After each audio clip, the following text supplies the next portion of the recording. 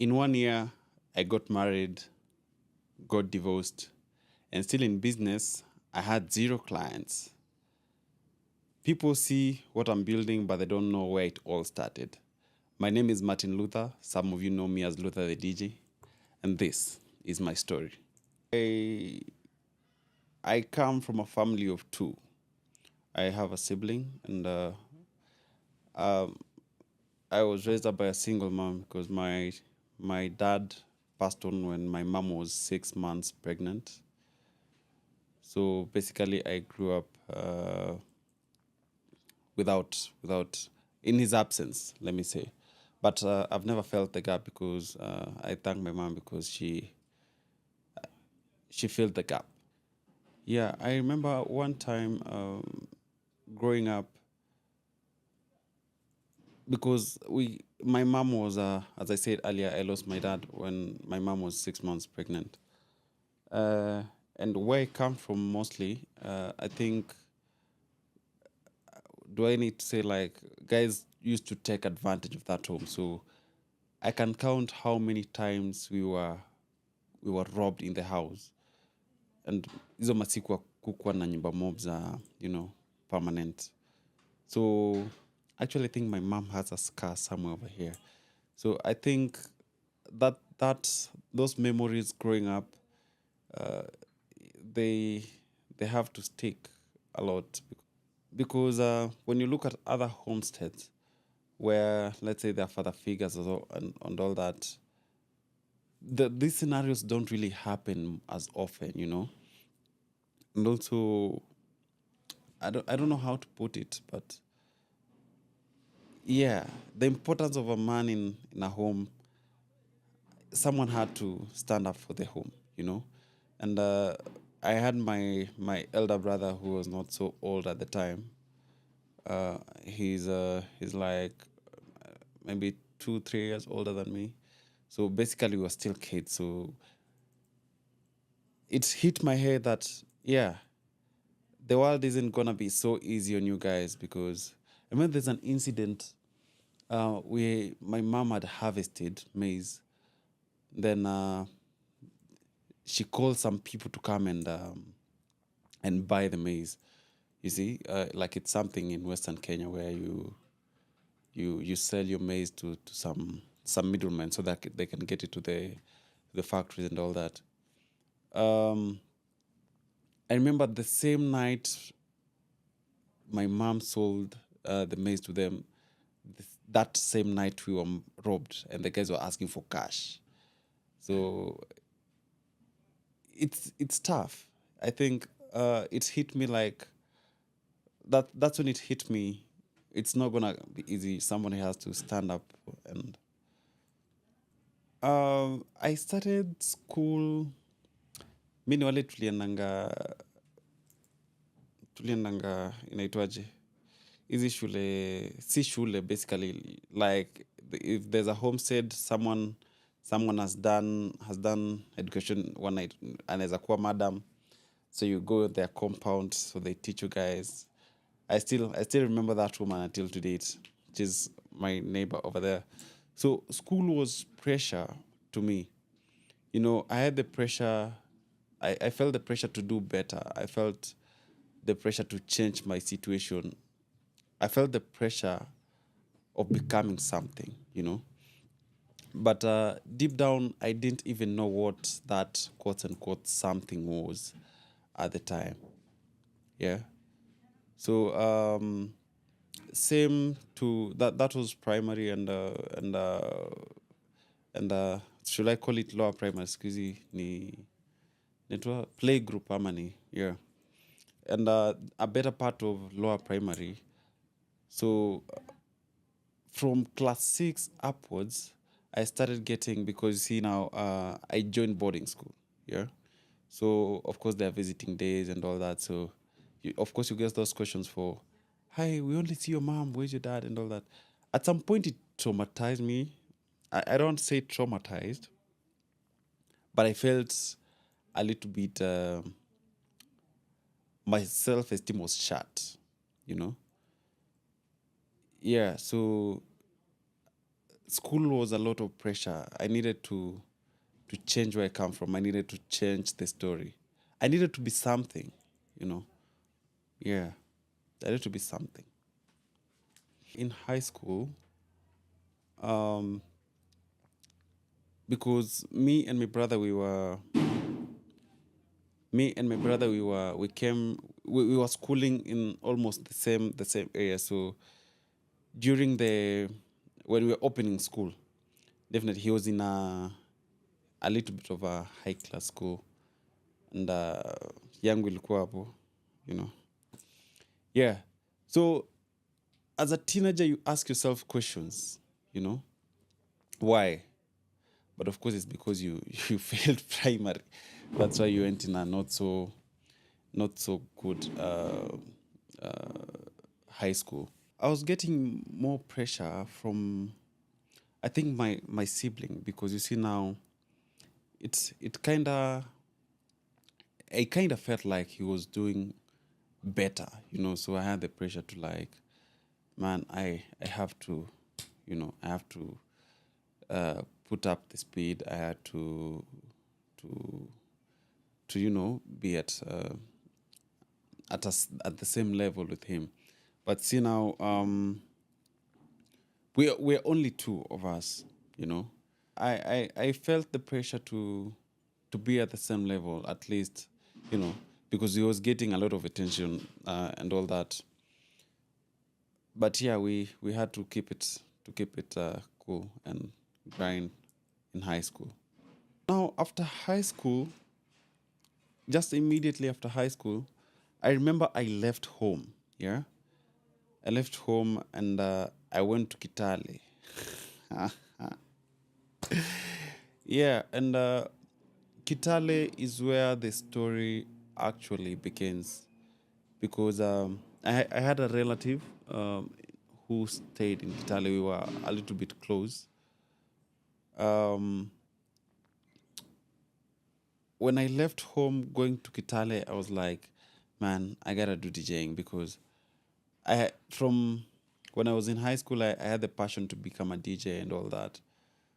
So I was like, man, when I go to Kitale, man, I get a DJ school. I I go to DJ, get the skill. Manzeni ma DJ ni wengi, naanza kupata gig. Yeah. So I get to Kitale, and then apparently my mom had said, if you're not doing education, I'm not paying for your DJing school fees. Yeah. So you have two options. You either do education or you do theology. You know? So you could be talking to a pastor right now. Somebody say amen. Yeah. Um, now I had to get a way to I had to find a way to, you know, pay for the DJ school and all that. But it wasn't an easy journey, because after getting the skill, getting the job now is where the pressure begins. I remember one time, because now I couldn't call my parents, or I couldn't call home, because you see now, I'm not doing education, I'm not doing theology, what my mom wanted. Now, life is hard, okay? Um, because I stayed for a while with my relative, but at some point I had to move out, because they have family. They'll have to take care of their family, of course. Uh, so I had to move out. Um, I stayed in a house. I was paying, if I remember so well, I was paying 700 shillings per month. Yeah, I know. Exactly. I was paying 700 shillings per month for house rent. There was a radio station opening in Kitale sometime. Yeah, it's called, what was the name of this radio? Radio Safari. Yeah. It was just opening at the time. So they were taking guys, you know. So they were hiring DJs, they were hiring presenters, they were hiring editors, they were hiring news anchors and all that.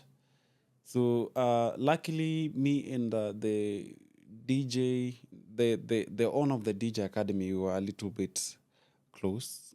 I'd say we had a good relationship, yeah. And at the time, there was only one DJ school in Western Kenya, and it's the one I went to. So basically, when the radio station is looking for a DJ, so they'll definitely approach the DJ school. So I get to that radio, and we are like 150 guys. Yeah, we're 150. Presenter included, editors, cleaners, all those. And mind you, they want 21 or 25. I can't really remember the number. Yeah. So they start something called mchujo, you know.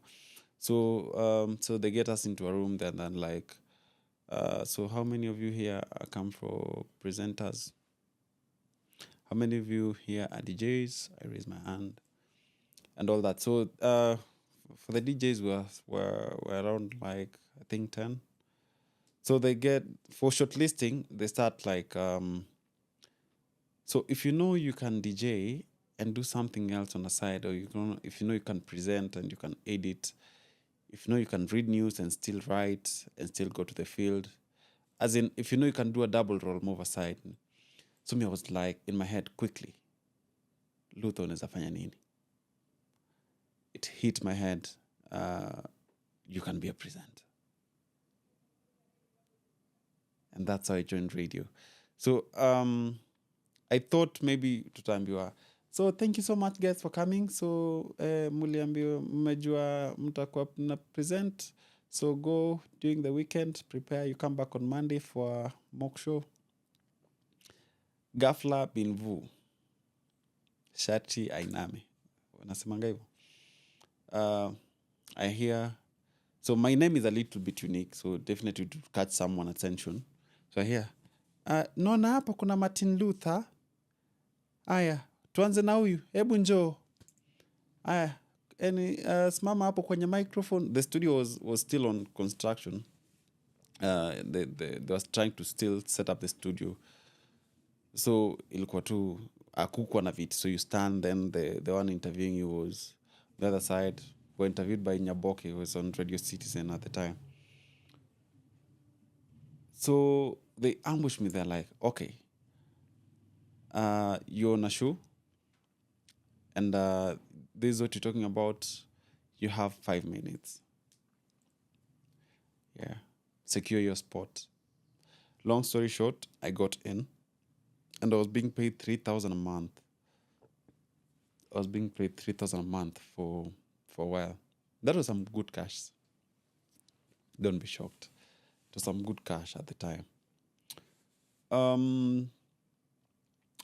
It came to a point where I think the point I left that radio station was, there's a time Churchill Show was coming to West Pokot. Now, West Pokot is a little bit near with Trans Nzoia.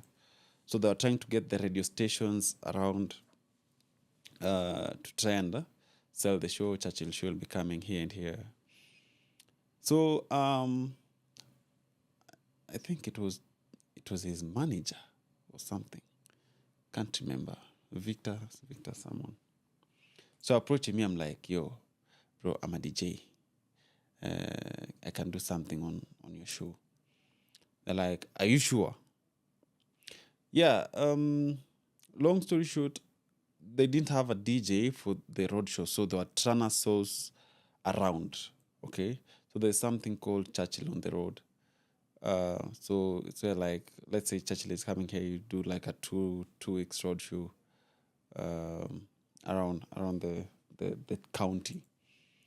So I get that gig, man, and I'm being paid like 7,000, 8,000 per day. I'm like, whoa, man, my salary is 3K, you know. I think that was kind of like a wake-up call, because I felt like I wasn't giving my potential to the fullest. And for the first time, it felt like I found something, you know. it felt like something actually made sense. Like I could actually build something, because uh, from being paid 3k, man, unapewa hivi 7,000 siku moja, then unapata, let's say the roadshow goes for like maybe 18 days. Sometimes it stretches to like 3 weeks. Man, that was crazy. Niko na do we, and then hiyo bado hujaeka all those how is it called, allowance and all that, yeah. Na kijana mdogo akaamua uko na pesa, why not get married? Yeah, so if I take you back a little bit, I didn't tell you guys I'm a dad. Yeah. So how I got married is actually very interesting because I come from a family where they're like, go to school, go to campus, university or college, get a job, be stable, and then get married. Now, me being that kid I told you about, you remember that kid? Yeah. I kind of skipped. I skipped a step over there. Okay.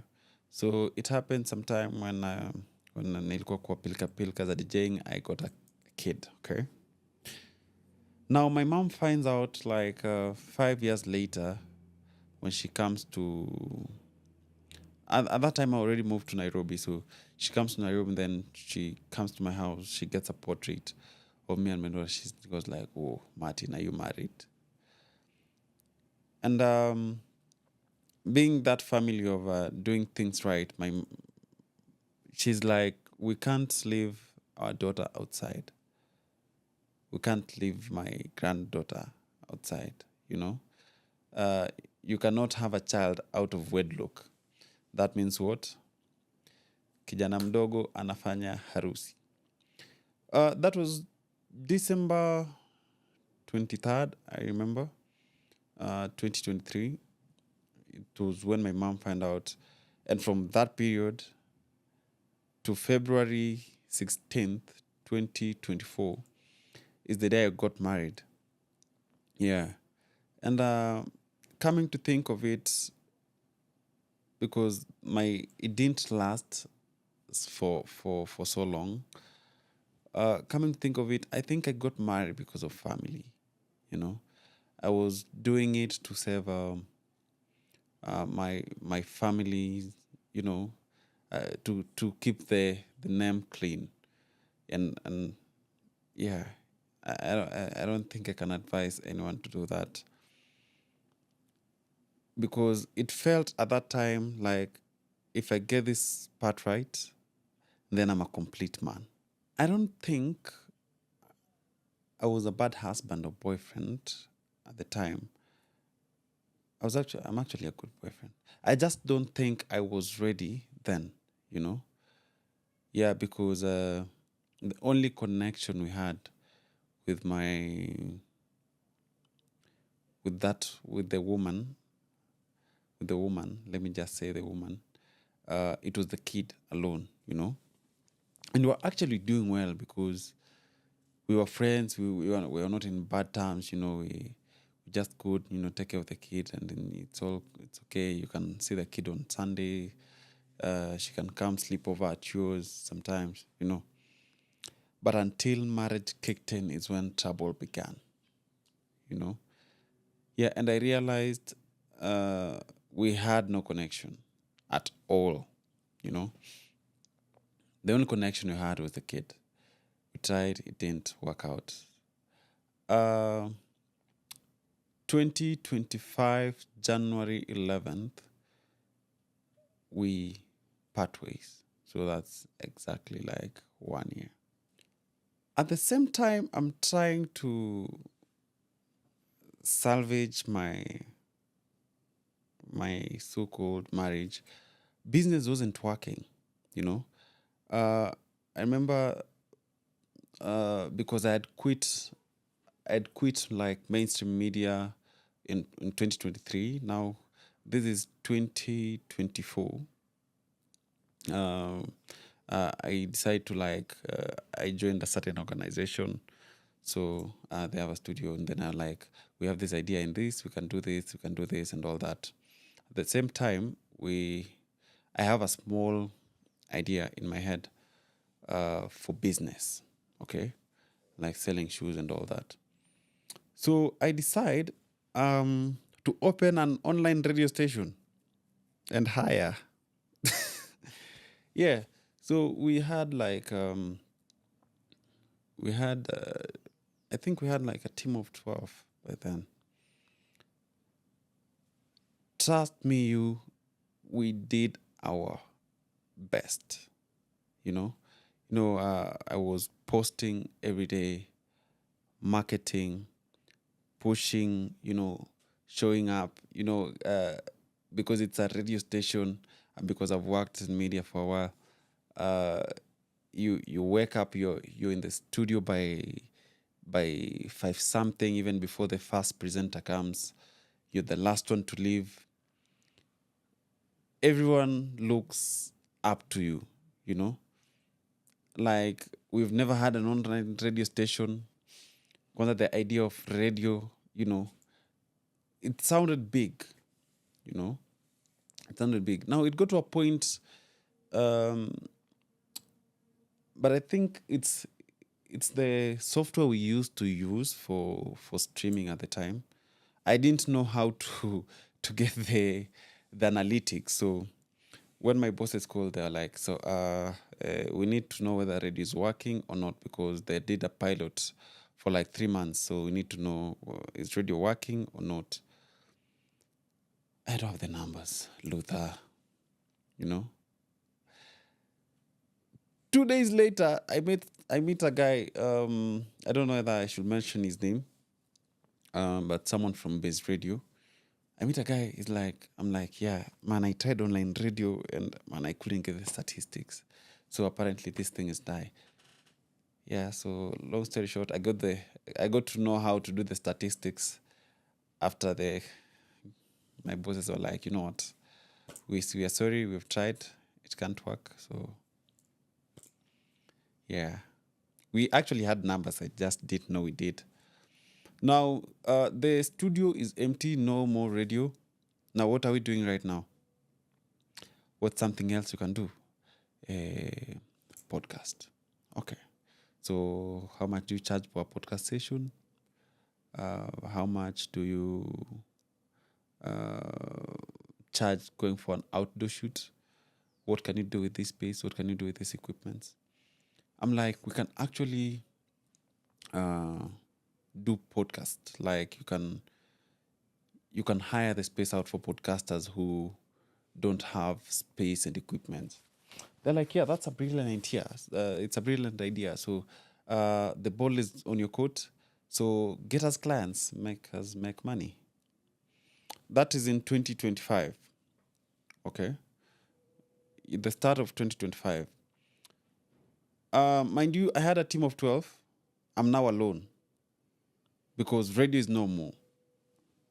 So I'm the marketer. I'm the social media guy. I'm the designer.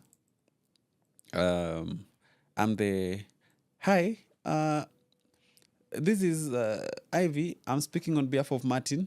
So how can we help you? This is NaiWave Studios. Guess who's Ivy? Yeah. I remember there's a time, I think I posted a picture of me on social media. I was like, yeah, happy birthday to our colleague. Yeah, in short, I was doing everything myself. And I remember I posted from February 2025. I got my first client, I think, end of November. Yeah. Every day you wake up, post. You come here, think of content, create content, use your bosses for content at some point.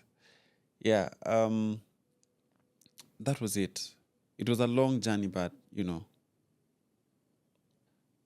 it got to a point I actually felt of shutting down everything, because if you're waking up every day, yeah, you coming to work, it wasn't an 8 to 5. It was, I think, it was a 6 to 9. Yeah, because I was living here like 9, 10. Even the security guys are like, kuna mmoja bado ako ndani, you know. Yeah, so I think work was taking so much of my time, but it wasn't working. I was sacrificing so much, but again, hakuna kitu ilikuwa na work,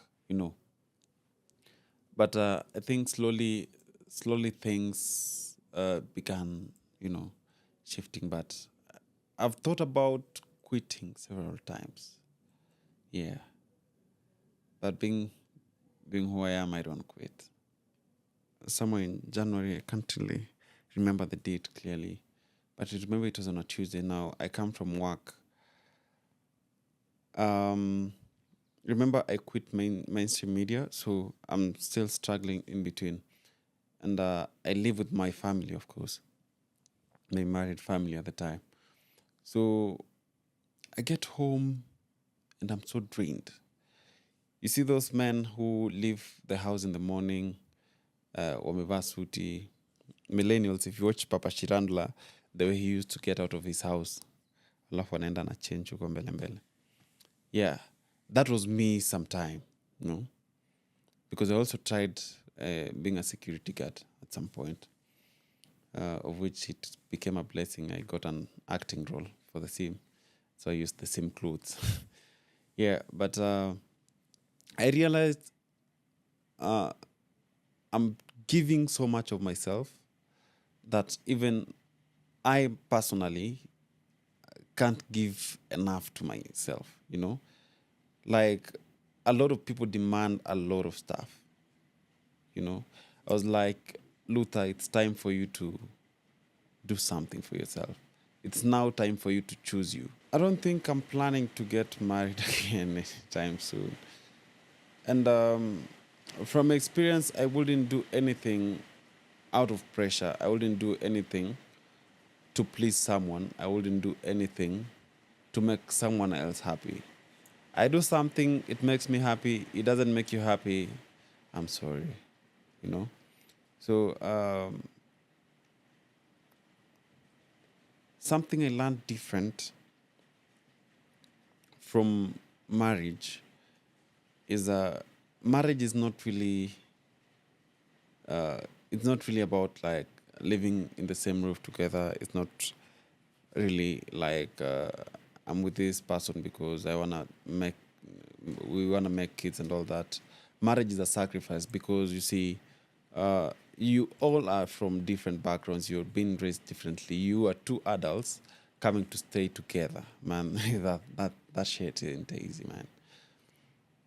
Yeah, so I think I didn't have the resilience then.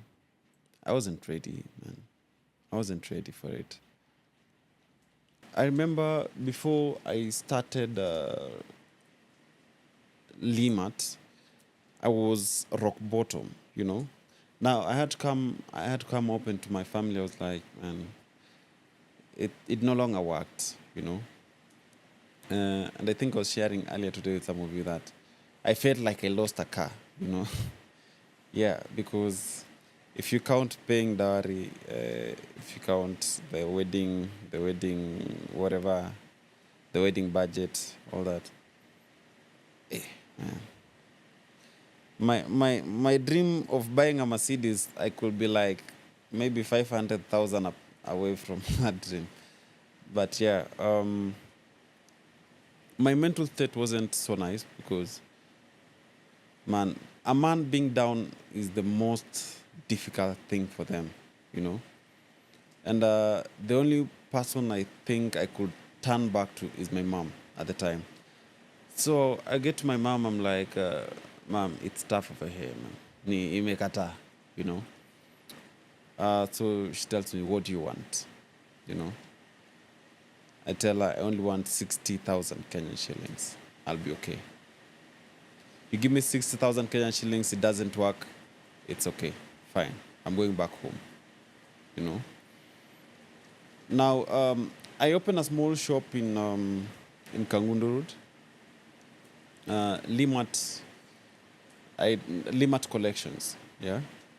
So basically, Limat is because I didn't mention this earlier. When I was growing up, my mom used to have a small kakibanda. She had written Limat. So my mom is called Lydia and my dad used to be called Martin. So why are you guys tukai? Yeah. My mom is called Lydia and then my dad used to be called Martin Luther actually. So she took LY and Mat, so it made Limat. So it's like, I want to continue this, you know. I opened a small nini in a small shoe collection shop in Kangundo Road. At that time, it's somewhere between Gen Z Maandamano, I guess, a little bit before that, a little bit before the Maandamano. Yeah, so it's not doing so well. So one night, I get a call from some of the neighbors over there. Now, the shop is in Kangundo Road. I live in Gong Road. So I get a call like around 2 p.m. Hello. Wamefunga watchman. Wameiba shop. No, wameiba shop next. So we were like 3 shops. So the first shop was an electronics. And then me, who was selling shoes. Then the next one was, I think, wines and spirits. You know. So I start from zero again. My mom gave me 60K. I told her when I fail, man, that's it. Luckily enough, I get some. I don't want to say they're not my friends, but they're just people I know. Na wakanionea huruma, wakaniambia bro, you know what? Nakupatia sport tao. You know, whatever you do with that sport, it's up to you. They had a shop in town, but they were planning to leave. So they were like, I'm giving you, I'm not charging you anything. I'm not charging the shelves and all that. You just stock it. Make it like a continuation. So I get a spot in town. I restock. I take a loan. I restock. Tao si rahisi jo. Tao si rahisi. I restock. Then it booms. It blossoms. Now Limat Shoe Collection is big. Gen Z wakakuja. Okay? Gen Z wakakuja. They decided, you know what were ground floor. You remember that time watu walienda kuvamia sijui Safaricom wametupeana nini. Yeah, that time our mall was attacked. I don't know Guns or Gen Zs. I don't know. So all of the ground floor on that mall, because in that mall a lot of people were selling beauty cosmetics and shoes, most people, and some watches and M-Pesas. So in short, ground floor yote na first floor ilikuwa ni massacre. So but thank God I'd insured the business, so it wasn't a big deal. I didn't feel like giving up because I'd come from worse situations than that, you know. There were much worse situations I've been in deeper SHIT, crazy stuff than that. I just it was not big, not perfect, but it was enough to remind me that at least this can work, you know.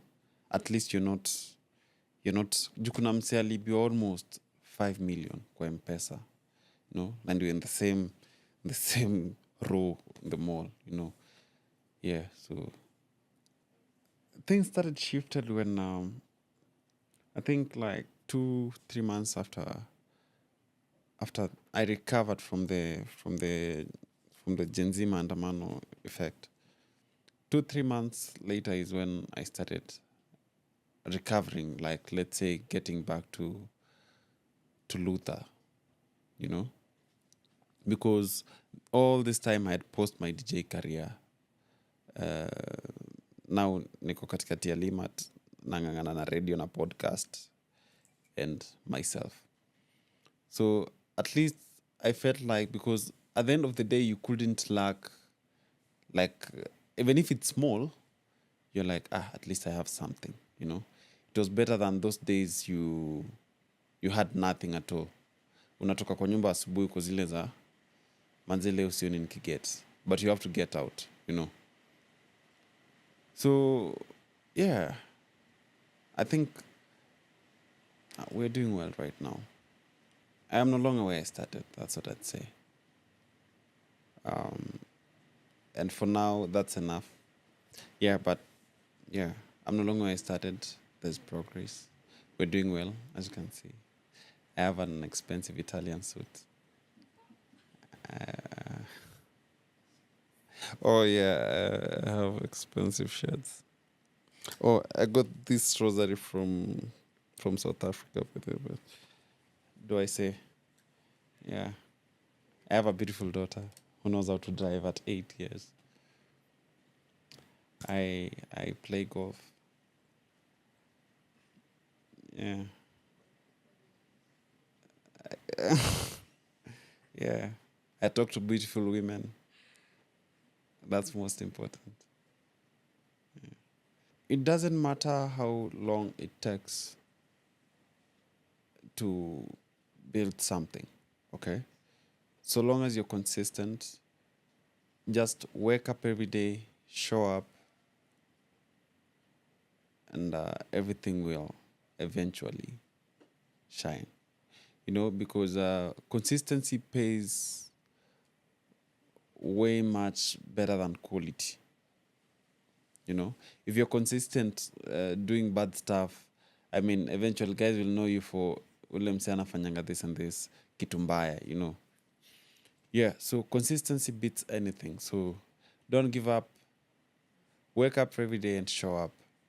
You know, kila kitu itajipa. Everything will fall into place eventually. Tin Luther the DJ. I'm a dad. I'm an actor. I'm a businessman. I'm a handsome boy, home and away. Between blah, blah, blah, and yeah. And that was my story.